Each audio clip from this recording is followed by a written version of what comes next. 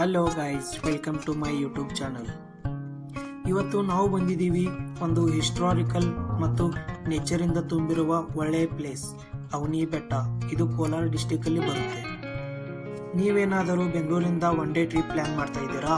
Here is the best place. ಇದು ಬೆಂಗಳೂರಿಂದ around 95 kilometre ಇದೆ, ಅಂದರೆ ಸುಮಾರು 2.5 ಗಂಟೆ ಜರ್ನಿ ಆಗುತ್ತೆ. ಇದು ಒಂದು ನಾರ್ಮಲ್ ಹಿಲ್ ಸ್ಟೇಷನ್ ಅಂತಾನೆ ಹೇಳ್ಬೋದು. ಇಲ್ಲಿ ಟ್ರೆಕ್ಕಿಂಗ್ ಮತ್ತು ಟೆಂಪಲ್ ಎರಡೂ ಎಕ್ಸ್ಪೀರಿಯನ್ಸ್ ಸಿಗುತ್ತೆ. ಅವನಿ ಬೆಟ್ಟ, ಇಲ್ಲಿ ಸೀತಾಮಾತಾ ಅವರ ಟೆಂಪಲ್ ಇದೆ ಮತ್ತು ಇದು ರಾಮಾಯಣದಿಂದ ಕೂಡ ಕೂಡಿದೆ.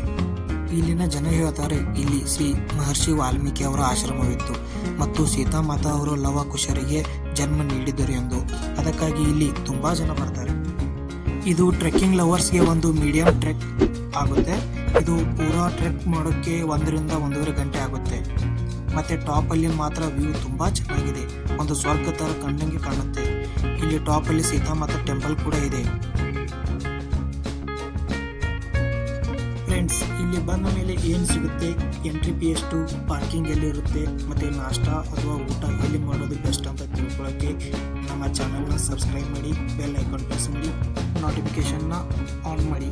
ನಾನು ಫುಲ್ ವಿಡಿಯೋ ಅಪ್ಲೋಡ್ ಮಾಡಿದ ಮೇಲೆ ನಿಮಗೆ ನೋಟಿಫಿಕೇಶನ್ ಬರುತ್ತೆ.